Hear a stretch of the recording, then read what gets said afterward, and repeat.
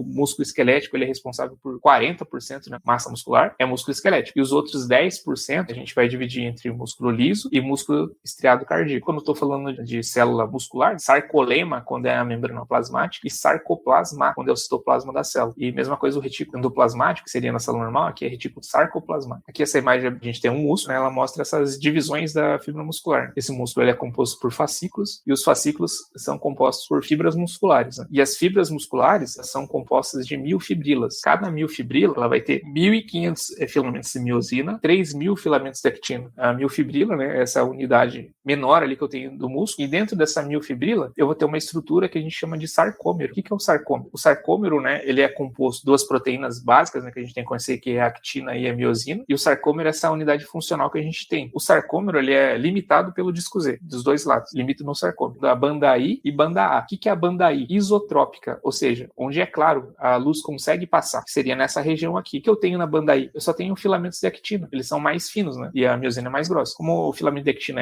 é fino, então a luz consegue passar. Já a banda A é a banda anisotrópica, A de negação, então a luz não passa nessa região. A banda A seria essa região aqui, ó, que ela é composta tanto de actina quanto de miosina ao mesmo tempo. Então essa região eu não tenho passagem da luz. Então, essa região aqui central do sarcômero, que é a nossa unidade funcional, a gente acaba conhecendo ela como banda H, só tem filamentos de miosina presente. E esse filamento de miosina que é central, ele vai ter essas cabeças aqui, e a miosina, ela é preso ao disco Z por essa proteína titina, essa proteína que liga a miosina ao disco Z. Realmente, quando acontece uma contração muscular, essas fibras se interconectam, ocasionando um encurtamento desse sarcômero, né, gerando a contração muscular, mecanismo de relaxamento e de contração. As actinas, né, se sobrepõem aqui à miosina e acaba fazendo um encurtamento aqui do sarcômero. A actina, ela é composta de algumas proteínas, né, que é globular, aqui é a nossa actina G. Essa actina G, ela está em linha. Então, quando essas duas actinas elas estão em forma de linha, elas viram actina F. Além do filamento de actina, temos mais duas proteínas, que é a nossa troponina, que tem no músculo esquelético. A troponina, ela volta a se dividir em três. A gente tem 3 troponinas. A troponina C, ela interage com o cálcio, né, para acontecer a contração muscular. Temos a troponina I, que ela está intimamente ligada com a actina. E tem a troponina T, que ela está relacionada com a tropomiosina. A tropomiosina, essa proteína aqui, ela está enrolada ao redor da actina e ela tem uma função muito importante, que ela tampa os sítios ativos, né? A actina vai ter sítios ativos, né, que a gente viu que ela vai interagir com a cabeça da miosina. Quem impede de acontecer esse contato é a tropomiosina, que ela acaba tampando esse sítio ativo. Quando eu tenho a liberação de cálcio, o cálcio ele interage com a troponina C, a troponina C vai deslocar a tropomiosina, que vai liberar o sítio ativo para a cabeça da miosina interagir. O cálcio vem, se liga na troponina, a troponina desloca a tropomiosina, liberando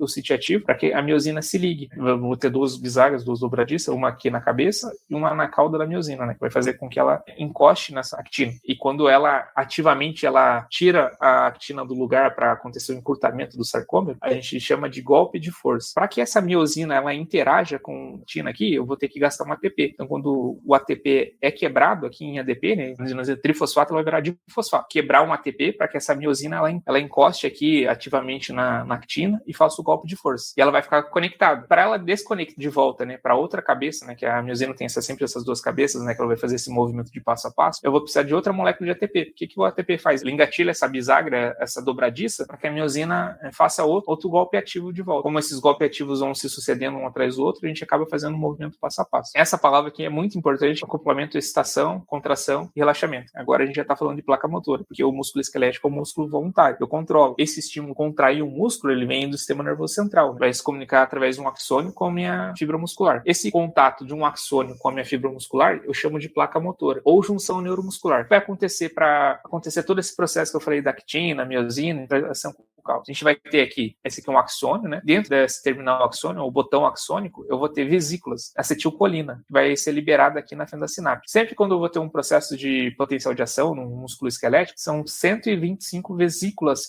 de acetilcolina que são liberadas na fenda sináptica. Como acontece a liberação da vesícula? O axônio sofre um potencial de ação, até chegar aqui no axônio dele, que está nessa placa motora, em contato com o músculo, vai acontecer um influxo de cálcio, e o cálcio vai fazer com que se libere por exocitose essa vesícula. E o que essas vesículas de acetilcolina vão fazer no músculo? Ela vai interagir com proteínas de membrana. Tem no músculo esquelético. Ela faz essa abertura dessa proteína. Aí o que vai acontecer? Vai acontecer a passagem de sódio. Esse influxo de sódio vai fazer com que a célula sofra uma despolarização. Ela está menos 85, que é o o potencial de repouso da célula muscular, ela começa a ficar positiva. E esse impulso elétrico, ele começa a viajar pela membrana plasmática e ele chega nessa estrutura aqui que a gente conhece como túbulo T. O que é o túbulo T? O túbulo T nada mais é que uma invaginação que a gente tem na membrana plasmática. Essa invaginação, ela tem contato direto com o retículo sarcoplasmático. E aqui a gente vai ter uma proteína, que é a dihidropiridina, que é o DHP. Quando acontece esse potencial elétrico aqui, vai chegar nessa DHP. Funciona como se fosse um tampão. Vai fazer com que abra o retículo sarcoplasmático. Quando o retículo sarcoplasmático é aberto pelo potencial de ação que viaja através do túbulo T, ele libera cálcio. E a gente viu que esse cálcio vai sair daqui, daí ele vai interagir com a troponina C. O complexo troponina se liga com a tropomiosina. Vai liberar o sítio ativo para que ocorra a contração muscular. Basicamente, esse é o mecanismo de contração muscular. E o relaxamento, né? A gente já contraiu o músculo, beleza? Chegou um potencial de ação, aconteceu todo esse processo aí de acetilcolina, entrada de sódio,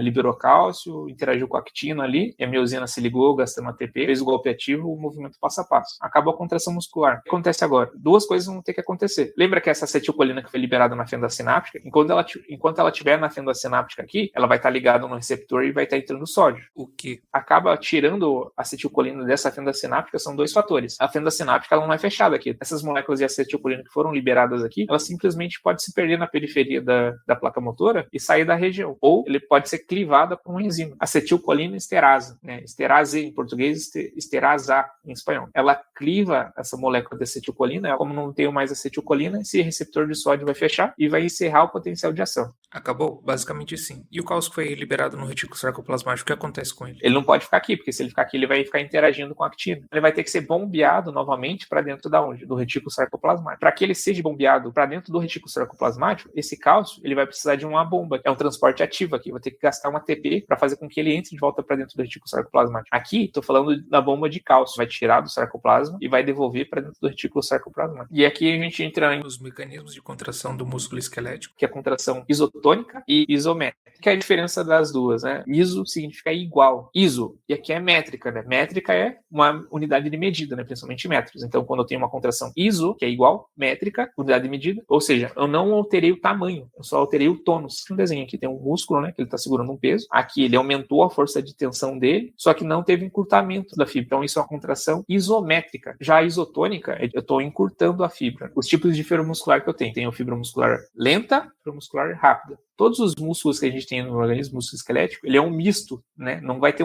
tem uma fibra que é predominante, mas ele acaba tendo esses dois tipos de fibra. Qual que é a diferença? Essa fibra lenta é uma fibra vermelha e a fibra rápida é uma fibra branca. Fibra rápida, ela é uma fibra branca e ela é tipo 2. E a fibra lenta, ela é vermelha, é do tipo 1. Se esse vídeo foi útil para você, curta, compartilhe com os amigos, se inscreva no nosso canal e até o próximo vídeo.